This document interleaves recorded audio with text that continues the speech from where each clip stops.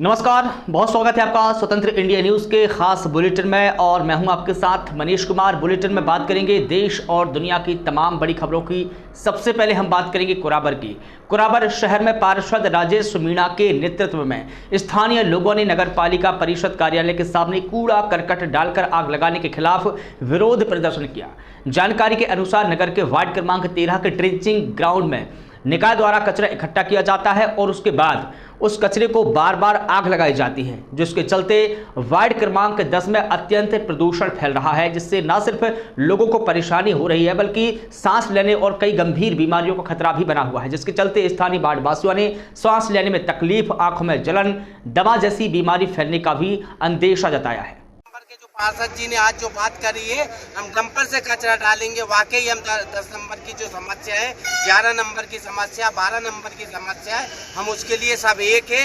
इसे पार्टी से ऊपर उठकर हम धरना प्रदर्शन करेंगे और पूरे नगर में अनाउंसमेंट करेंगे। अभी हमें 1 महीने का टाइम दिया है, हमारे पार्षद जी को 30 दिन का टाइम दिया है उन्होंने कि हम 5 से 7 दिन में कर देंगे, पर हमारे पार्षद जी ने बोला है कि हम आपको 30 दिन का टाइम देते हैं। यदि 30 दिन का समय के अंदर यदि इनने समस्या का समाधान नहीं करा तो हम पूरा नगर का एक बड़ा आंदोलन करेंगे और कचरा यहाँ डंपर से डालेंगे और हम राजेश मीणा पार्षद जी के साथ हैं। मध्य प्रदेश में पत्रकारों पर हमले थमने का नाम नहीं ले रहे हैं। ताजा मामला मंदसौर से सामने आया, जहां मेला सभापति के पति बब्बू पमनानी ने मेले में पत्रकार मुकेश आर्य को न सिर्फ कवरेज करने से रोका बल्कि उसके साथ अभद्र व्यवहार भी किया और इसके अलावा जाति सूचक गालियां भी दी। जब इसके बाद इतने से भी जी नहीं भरा तो पत्रकार मुकेश आर्या को जान से मारने की धमकी भी दे डाली। पत्रकार मुकेश आर्या ने बताया कि मेले में त्रिभुजाकार दुकान को व्यापारियों ने साम चुकुंद कर लिया है। व्यापारी दुकान को 6-6 फीट बढ़ाकर की सम चौकोर किया गया है, जिसकी शिकायत नगरपालिका कर्मचारी और नगरपालिका अध्यक्ष मेला सभापति से भी कई दफा की, लेकिन उन्होंने इस पूरे मामले में कोई कार्रवाई नहीं की। यह स्थिति नगरपालिका और प्रशासनिक अधिकारियों की लापरवाही को उजागर करती है। मुकेश जी को एक ज्ञापन दिया है, क्या मामला है? कुछ समय से मेले में क्या कालाबाजारी की धांधली हो रही थी। अपने वो मेले जानकारी में लगा कि भाई ब्लैक में प्लाट वाला बेचे जा रहे हो। नगर पालिका कर्मचारी संबंधित है और मेला सभापति भावना जयपाल का कमनानी, उसके लेके हमने कमरा 2-3 दिन से कवरेज कर रहे थे। प्लाट नंबर है 216, जो त्रिभुज है 10x10 का, उसको 10x40 का ब्लैक में बेचा गया। उसकी 4 दुकानें निकालेगी। इसकी जब हमने शिकायत करी, न्यूज़ बना लगी रामादीन का, आप जाइए दुकान को नफ्ती करके तोड़ा जाएगा। जब हम नफ्ती धरने के लिए गए, उन्होंने कहा ठीक है केबड़े आ जाइए। वहाँ इंजीनियर से मिलने गए, वो आए नहीं। और जयप्रकाश पमनानी वहीं मौजूद था, उनसे चर्चा करी तो उन्होंने बोला कि आपको क्या करना, आपने आवेदन कलेक्टर में, कलेक्टर से आवेदन उठाइए आप। इसको लेकर बहस हुई, जान से मारने की धमकी दी गई। और मंदसौर नीमच जिले के सांसद सुधीर गुप्ता पिपलिया मंडी में लहसुन चोरी की घटना को लेकर जिला पुलिस अधीक्षक कार्यालय पहुंचे, जहां उन्होंने पुलिस अधीक्षक से मुलाकात की और घटना को गंभीरता से लेते हुए त्वरित जांच करने की भी मांग की है। सांसद ने इस प्रकार की घटनाओं पर अंकुश लगाने के लिए उचित कदम उठाने की भी अपील की है। यहाँ आए थे, क्या कुछ मामला? पिपलिया मंडी था जो था छाला थे से कुछ लोग आए थे। मंडी के जो व्यापारी हैं और अन्य लोग थे, वो जो मंडी में जो कुछ लहसुन चोरी का एक विषय था और कुछ जो अन्य समस्याएं थी उसके लेकर के सामने आए थे और लोग, तो उनके बातों को सुना गया। इसमें जो प्रकरण है, इसमें पहले से अपराध पंजीबद्ध किया गया। एक प्रकरण में जो कुछ आरोपी उनको राउंड अप भी किया गया, तो माल की रिकवरी की जानी बाकी है। तो पुलिस लगातार उन जो अपराध हैं उसमें लगातार कार्रवाई कर रही है और जो सभी व्यापारी जो है उनको आश्वस्त किया गया कि इसमें आगे भी जो वैधानिक कार्रवाई है वो बिल्कुल ठीक है। लंबे समय से एक परेशानी चलती है कि जब ट्रांसपोर्टर्स को माल बुक कराया जाता है और बीच रास्ते से कई बार ट्रक गायब हो जाता है और जो ट्रक का ऑनर है वो भी फरारी में रहता है। पुलिस वाहन को जब्त भी करती लेकिन माल जब्ती नहीं हो पाता है। तो आज पिपलिया मंडी व्यापारिक एसोसिएशन हमारे पूर्व जिलाध्यक्ष मान सिंह जी के नेतृत्व में यहाँ आया हुआ है और प्रशासन से पूरी चर्चा हुई है कि किस तरीके के इस किस्म के अपराध करने वाले लोगों को पुलिस स्थायी रूप से निदान करे। कुछ हिदायतें व्यापारियों को भी दी है और पुलिस ने भी मुस्तैदी से अब अपराधी नूहू के हैं और अपराधी भिवंडी के हैं, अपराधी तालालोट के हैं जो ट्रेस हो रहे हैं। और रुड़की के पोहाना में एक्सा पेरियंटल प्राइवेट लिमिटेड के सामने एक पूरा परिवार धरने पर बैठ गया है। परिजनों का मानना है कि कंपनी ने उनकी लाखों रुपये की जमीन हड़पी है। इसके विरोध करने पर उनको जान से मारने की धमकियां भी लगातार मिल रही है। धरने पर बैठे अमित कुमार ने बताया कि उसकी करीब 72 लाख रुपए की जमीन पर कंपनी ने जबरन कब्जा जमाया है। इसके बाद भी हमारे परिवार के लोगों को जान से मारने की धमकियां मिल रही है। कई दफा प्रशासनिक अधिकारियों से शिकायत की, लेकिन इस पूरे मामले में प्रशासनिक अधिकारियों ने कोई कार्रवाई नहीं की है। हमारी जो जमीन है उस पे ना इन कंपनी वालों ने कब्जा किया हुआ है, और तो हमें ना अपनी जमीन चाहिए। ये लगभग हमें 2-2.5 साल हो गए अपनी जमीन की मांग करते हुए, लेकिन कोई भी कुछ भी रास्ता ही नहीं दे रहा हमें। कोई अधिकारी आए यहाँ पर देखने के लिए आप लोग?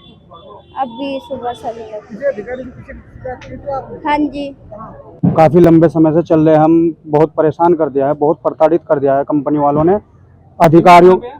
ये एक्सेप्टेंटल में है यही पे जी। तो सभी अधिकारियों के एसडीएम साहब के पास, डीएम साहब के पास, सभी की एप्लीकेशन सभी के पास दी मैंने, पर इसका कोई समाधान नहीं हुआ। और इसी वजह से आज धरने पे बैठे हम लोग। और हमारी ज़मीन थी 2.25 बीघे और 164 मीटर बची हुई है। 1480 मीटर थी पहले और 164 मीटर बची हुई है। करीबन 72 लाख रुपए, 4000 रुपये फुट का रेट है यहाँ पे। और एसएसपी प्रेमेंद्र सिंह डोभाल समय समय पर अपने अधीनस्थों के जीवन स्तर, रहन सहन, खेल गतिविधि को बेहतर बनाने के लिए लगातार प्रयास करते रहते हैं। पुलिस लाइन में टॉप लेवल की क्रिकेट पिच और ग्राउंड तैयार करवाना, कई थानों की बैरक और निर्माण कार्य करवाना, हमेशा वो इनके प्रयास किए जाते हैं, वो करते रहते हैं। इसी क्रम में उन्होंने एसएसपी के प्रयासों से जनपद हरिद्वार के थाना पथरी में महिला और पुरुष बैरक, भोजनालय और थाना अध्यक्ष कार्यालय के जीर्णोद्धार का कार्य सकुशल संपन्न कराया है। हरिद्वार के प्रेमनगर आश्रम में 18 नवंबर से ग्रिपलिंग नेशनल चैंपियनशिप 2024 का आयोजन किया जा रहा, जिसमें प्रदेश के खिलाड़ी प्रतियोगिता में शामिल हुए। वहीं प्रतियोगिता में मुख्य अतिथि के रूप में बॉलीवुड स्टार मनीष भागवा भी शामिल हुए। इस दौरान खेल मंत्री रेखा आर्या ने भी बच्चों को प्रोत्साहन दिया। इस दौरान खिलाड़ियों ने बताया कि लड़कियों को सेल्फ डिफेंस के लिए ग्रिपलिंग जरूर सीखनी चाहिए। आज प्रोग्राम था, आज चैंपियनशिप का देखा जाएगा कौन इसमें बाजी जीतता है। कई लोग कहीं बहुत दूर दराज से लोग आए हुए हैं। चलिए हम जानते हैं लोग कहाँ से आए हुए हैं और इस क्षेत्र में कहाँ तक पहुँचना चाहते हैं। आइए हम बात करते हैं। आपका नाम क्या है? प्रिंस निर्वाल। प्रिंस, आप कहाँ से आए हैं? मैं उत्तर प्रदेश से। उत्तर प्रदेश से। आपने गोल्ड मेडल हासिल किया, आपने बताया। 71 जूनियर में आपने गोल्ड मेडल हासिल किया है।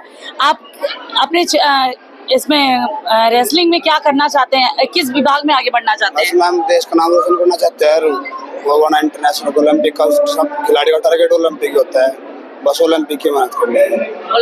ओलंपिक खेलना चाहते हैं आप, तो उससे क्या बेनिफिट होगा? बस मैंने ओलंपिक से अपने देश का नाम होगा, तिरंगा चले रहेगा और कुछ नहीं। आप देश का नाम रोशन करना चाहते हैं। चलिए हम और भी हमारे यहाँ आए हुए हैं लोग चैंपियनशिप के लिए, जिन्होंने गोल्ड मेडल भी हासिल किया है। कुछ लोगों ने कांस्य किया है, कुछ लोगों ने सिल्वर किया है। चलिए हम और लोगों से जानते हैं कहाँ से आए हुए हैं। आपका नाम? अब्दुल रहमान।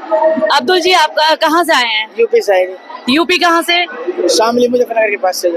अच्छा, मुजफ्फरनगर के पास से आप आए हुए हैं। आपने पहले चैंपियनशिप या रेसलिंग की हुई है? जी, रेसलिंग करता हूँ। कहाँ से?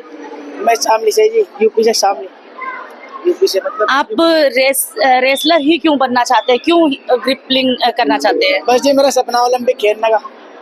ओलंपिक आपका ओलंपिक खेलने का सपना है, वो जरूर पूरा होगा। आपका नाम? सत्यम राठी है जी, यूपी उत्तर प्रदेश, शामली। आप भी शामली से आए हुए हैं और आपने कभी पहले रेसलिंग की है? रेसलिंग किया, नेशनल में मेडल है। गोल्ड मेडल है? गोल्ड भी है, सिल्वर भी है। ऑल इंडिया यूनिवर्सिटी में मेडल आ गया मेरा करंट में।